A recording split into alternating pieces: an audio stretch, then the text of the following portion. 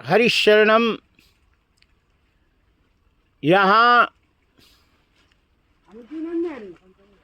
श्रीमद्भागवत महापुराण में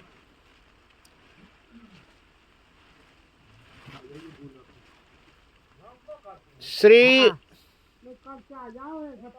शौनक ऋषि श्री सूत जी से पूछते हैं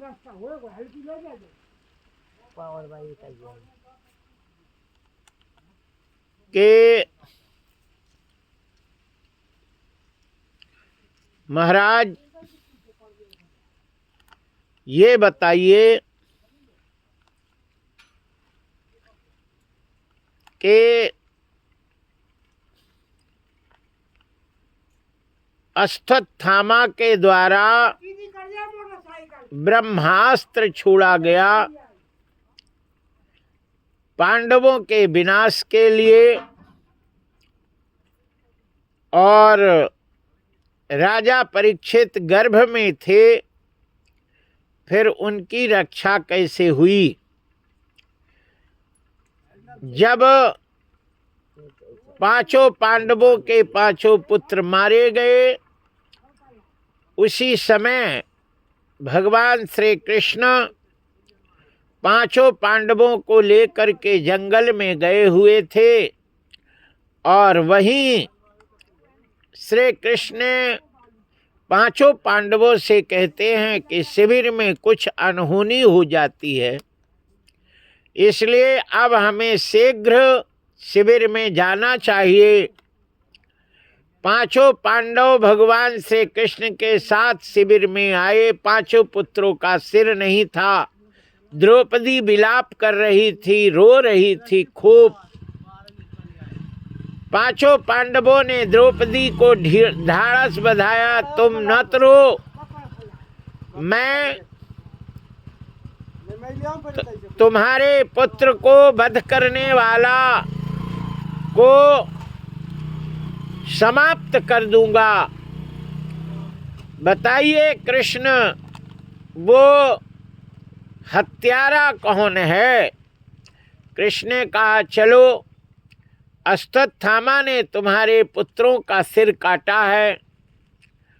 जैसे अश्वत्थामा के पास पहुँचे, अश्वत्थामा घबरा करके ब्रह्मास्त्र का प्रयोग किया, और वो प्रयोग पांडवों के विनाश के लिए छोड़ा गया था।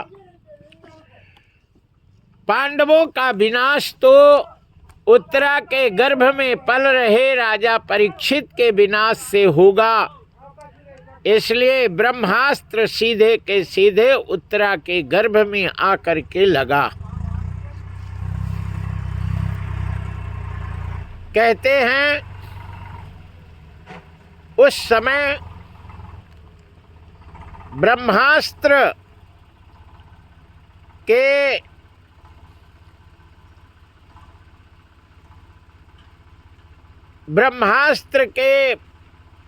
द्वारा उत्तरा के गर्भ समाप्त होने की स्थिति में आया। उत्तरा रोती हुई बिलखती हुई भगवान श्री कृष्ण के पास आती हैं और कहती हैं कि पाहि पाहि महायोगिन देव देव जगतपते भवतु दर्शनम यस्य पुनर्भव दर्शना। पाहि पाहि महायोगिन देव देव जगतपते। हे देवों के देव ईश्वर भगवान श्री कृष्ण, आप हमारी रक्षा करें। ये जलता हुआ लोहे का बाण मेरे गर्भ को नष्ट कर रहा है। मेरा प्राण भले चला जाए, लेकिन मेरे गर्भ की रक्षा हो जानी चाहिए। पति के खत्म होने के बाद मैं सती होने जा रही थी, लेकिन मुझे इस पुत्र के द्वारा पुत्र की रक्षा करने के लिए मुझे जीवन धारण करना पड़ा। मैं समाप्त हो जाऊं, लेकिन मेरे गर्भ नहीं समाप्त होना चाहिए। भगवान श्री कृष्ण ने अंगूठे के बरोबर रूप धारण करके उत्तरा के गर्भ में प्रवेश किए और सुदर्शन चक्र से उस ब्रह्मास्त्र को शांत किया। कहते हैं कि इसीलिए उनका नाम परीक्षित पड़ा। श्री सूत जी से सनकादि ऋषि पूछते हैं, महाराज हमने ये सुना था कि भगवान कभी गर्भ में नहीं जाते, प्रकट होते। कौशल्या के यहाँ भगवान चतुर्भुज रूप में प्रकट हुए। भय प्रगट कृपाला दीन दयाला कौशल्या हितकारी, हर्षित महतारी मुनमनहारी अद्भुत रूप विचारी। और भगवान देवकी के गर्भ से जब प्रकट हुए थे तो चतुर्भुज रूप में प्रकट हुए थे, लेकिन भगवान गर्भ में कभी नहीं गए। लेकिन उत्तरा के गर्भ में क्यों जाते? श्री सूत जी महाराज कहते हैं कि यही तो भगवान की दयालुता है। अस प्रभु दीना बंधु हरि, कारण रहित दयाल। और तुलसीदास सिय राम भजो, छाड़ी कपट जंजाल। कपट जंजाल छोड़ करके भगवान का ही भजन करना चाहिए। बस उस समय भगवान ने उत्तरा के गर्भ में राजा परीक्षित की रक्षा करी, इसलिए उनका नाम परीक्षित हुआ। भगवान श्री कृष्ण अब सबसे विदा लेकर के द्वारकापुरी जाने का विचार बनाते हैं। सबसे विदा लेकर के चल दिए।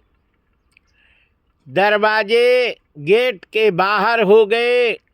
उनको टीका लगा दिया गया, माला ओला पहना दिया गया और भगवान गंतव्य की ओर एक ही पग बढ़ा पाए थे कि कुंती जी सामने आके खड़ी हो गई। सब चकित हो गई। कहते हैं कि कोई बहुत बड़ा मंत्री मिनिस्टर एकाएक कहीं पहुंच जाए तो आश्चर्य की बात रहती है। उनकी पहले से सूचना दी जाती है, तब वो जाते हैं, है ना। उनका बायोडाटा पहले तैयार किया जाता। एकाएक जाए तब वो अच्छा नहीं माना जाता। जब भगवान श्री राम सचिव के साथ दशरथ के यहाँ जा रहे थे तो तुलसी बाबा कहते हैं कि राम कुभाती सचिव साग जाही। राम कुभाती सचिव साग जाही। जब कुभाती, जो सुभाती नहीं, ये अकेले सचिव के साथ जाना, ये कुभाती था। ये देख करके जनता जहां तहां बिल खाने लगी। कुंती अकेले आना राजमहल से, ये कुभाती है ना। राजरानी है, जब आती हैं कई सखियां सहेलियां दासियां उनके साथ आती हैं, लेकिन कुंती आज अकेले आ गईं। सब चकित हो गए। कृष्ण भगवान कहते हैं, बुआ तुम थोड़ा ही हमें कह देती, हम वहीं आ जाती। फिर राजघराने की बहुएं, है ना, पुरुषों के बीच में नहीं आती। विदाई पुरुषों की हो तो भीतर जो करना है करती हैं, बाहर नहीं आती। जय जय श्री सीताराम। कुंती कहती है कन्हैया, भीख मांगने वाले को बता के कहीं नहीं जाता है। भीख मांगने वाला जो भीख मांगने आता है वो बता के कभी नहीं आता, और बता के आता है तो उसको भीख नहीं मिलती है ना। भीख मांगने वाला बिना बताए ही जाता है। कृष्ण ने कहा तुम्हें क्या क्या कह रही हो? बोले हाँ मैं मांगने आई हूं।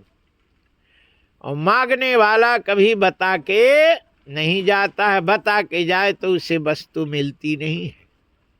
बिना बताई जाए तो कछु मिल ही जाए।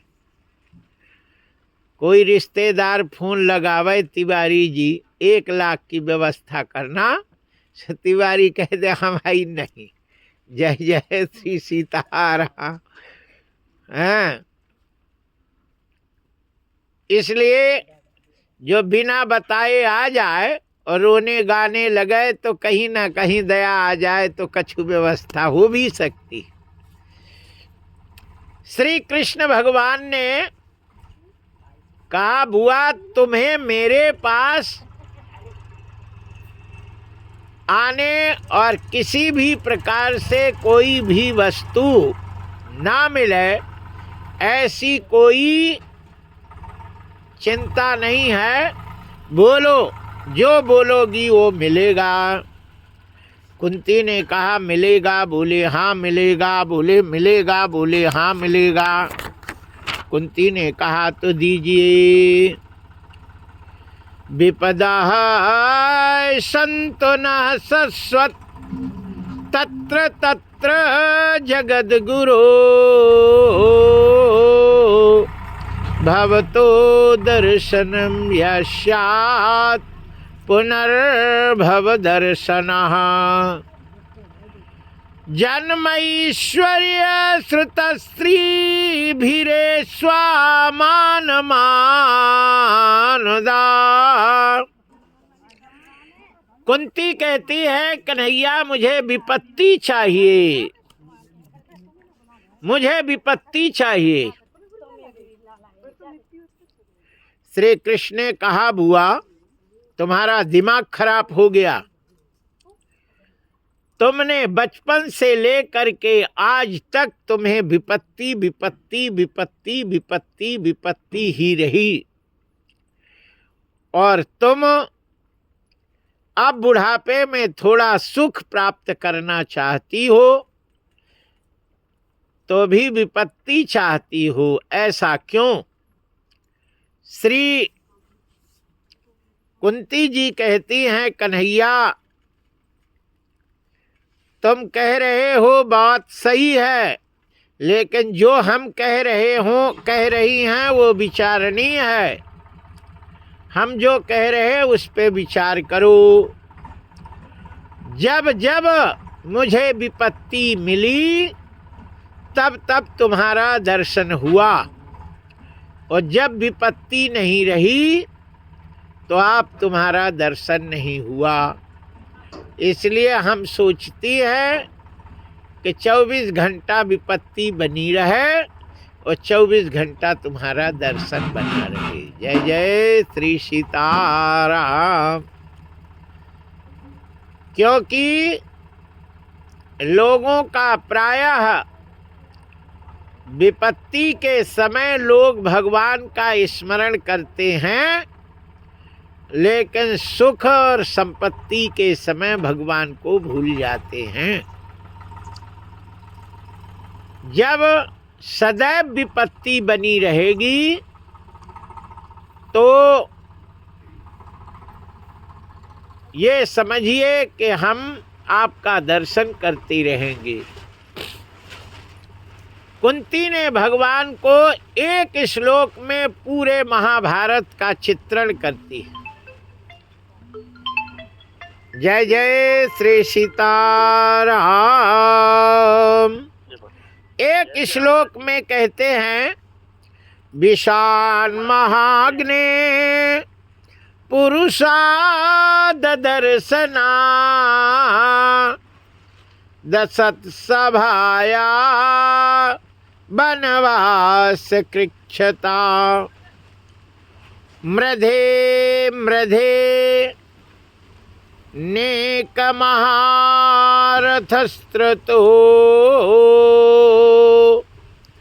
द्रोणेन तस्चास्म हरेभिरक्षिता। कुंती कहती हैं, कन्हैया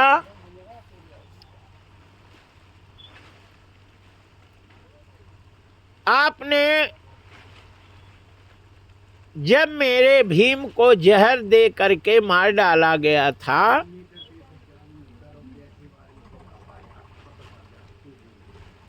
और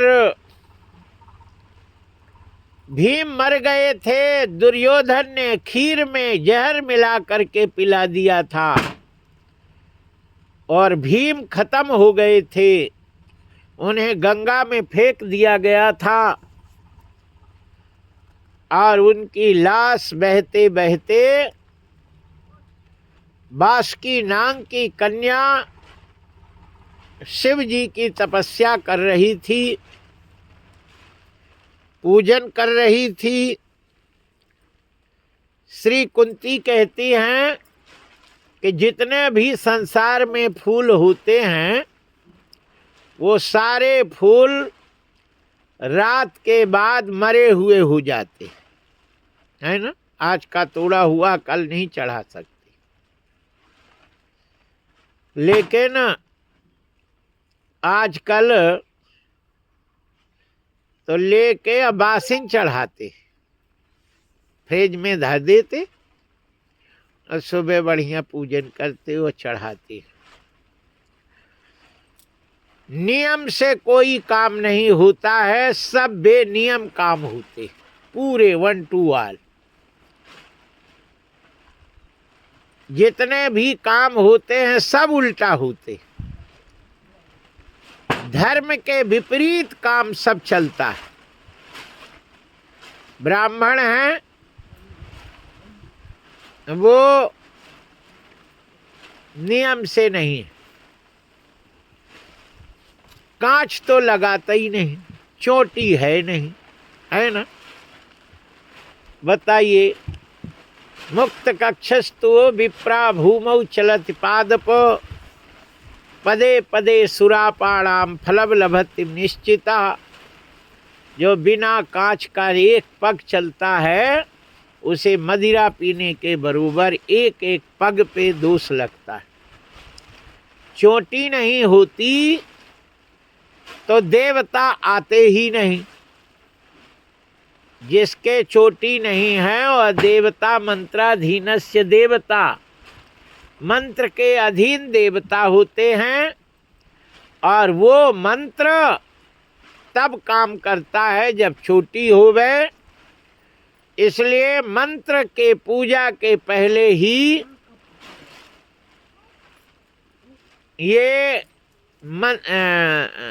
कहा, चित्र रूपणी महामाये दिव्य तेजा संबंधवे तिष्ठ देवी शिखाम बद्धे तेजो वृद्ध कुरुष्व में, है ना। बिना एंटीना का टीवी नहीं चलती, कि चलती है? टीवी हो गए एंटीना नहीं हो तो वो चलती नहीं, वो फड़फड़ाता रहता है। बिना चोटी का व्यक्ति चिड़चिड़ाता रहता है, फड़ फड़ फड़ फड़ ये और वो, गंभीरता नहीं रहती उसमें। और जब चोटी रहती है तो देवताओं के यहाँ जो हो रहा है, होने वाला है, सब उसको दिखाई देता है और वो वैसे काम करता है। कहते हैं कि बिना ताजे फूल ही शंकर को चढ़ाना चाहिए। और उस लड़की के पास बहुत फूल अच्छे आ गए थे और उसने कछु तो चढ़ा दिया, कछु धर दी बढ़िया ठंडक में। और सवेरे जैसे उठाकर उसने शंकर जी को कहा, ओम नमः शिवाय। या नहीं कह पाई और शिव जी प्रकट हो गए। दैट मरा हुआ फूल चढ़ाया, इसलिए तुझे मरा ही पति मिलेगा। लड़की घबरा गई, बोले भोलेनाथ मरा पति किस काम का, नहीं मिला सो अच्छा है, मरा पति काहे को तुमने, थोड़ी गलती इतनी बड़ा श्राप। नहीं भोलेनाथ नहीं। भोलेनाथ ने कहा बस निकल गया सो निकल गया, तुझे मरा पति मिलेगा। लेकिन उस लड़की ने भोलेनाथ की पूजा छोड़ी नहीं और पूजा में लगी रही। जब भीम जी का लाश देखा, उसने कहा ओ हो, जब मरे पति मिलेगा तो कम से कम देखने में तो अच्छा हो, वह ताकतवर हो, मरा सड़ियल काहे को बनाए, इसी को पति बनाई लेती हैं और इसी के साथ सती हो जाएंगी। उसने सिंदूर की डिबिया लाई और सीधे के सीधे भीम के हाथ को पकड़ करके अपने मांग में भर ली और बोली अब सती हो जाएंगी। चिता बनाने की प्रक्रिया शुरू हो गई। बस भीम को उठा के उसमें रख देवे और बैठ जाए। भीम का सिर अपनी गोदी में रख लेगी और आगी लगा दो, जल जाए। सांपों ने सोचा इतनी सुंदर मोड़ी मरे मराए में मर रही है, बताओ। उन्होंने जैसे उन पे काटा तो कहते हैं कि कांटा से कांटा निकलता है, जहर से जहर निकलता है। कांटा लग जाए तो कांटा ही से निकलेगा और कोई से नहीं निकलेगा। कि निकलेगा? कांटा लग जाए और कांटा ही से उसको खोल के निकाला जाता है। और जहर कोई पी ले तो जहर ही से वो निकलता है। जहर निकालने के लिए जहर का ही प्रयोग किया जाता है। जय जय श्री सीताराम। यहाँ कहते हैं कि सांपों ने काटा और भीम जिंदा हो गई। उन्होंने उन सांपों की पूंछ पकड़ के और जमीन में पटकना शुरू कर दिए। बासुकी नाग आ गया।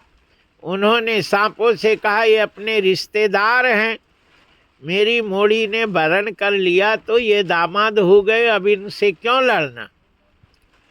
और उन्होंने अमृत के साथ कुंड थे और बोले जाओ इनको अमृत पिला के ले आओ। भीम सातों कुंड को पूरा पी गए थे और पहले से बहुत बलिष्ठ हो करके आए। कुंती कहती हैं कि जहाँ पे आपकी कृपा होती है उस पे सब कृपा करते हैं। जहाँ पर कृपा राम के होई, ता पर कृपा करें सब कोई। जिस पर कृपा भगवान की होती है उस पे सब कृपा करते हैं। कुंती कहती है विशान महाग्ने लाख सा भवन बनाया गया था। उसमें हम 5 पांडवों को और साथ में हमें सबको जला डालने की कोशिश की गई थी, लेकिन कन्हैया तुम्हारी कृपा से, विदुर जी के सहयोग से हम लोग उस आग में से सावत बच के निकल आए। विशान महाग्ने पुरुषा दर्शना, पुरुषों का प्रदर्शन। द्रुपद राजा ने मछली के आंख का भेदन करने के लिए, जो मछली के आंख का भेदन करेगा, खोलते हुए तेल की कड़ाही में देखकर उसी से ही मेरी मोड़ी द्रौपदी का विवाह होगा। कुंती कहती हैं भगवान क्या करते हैं?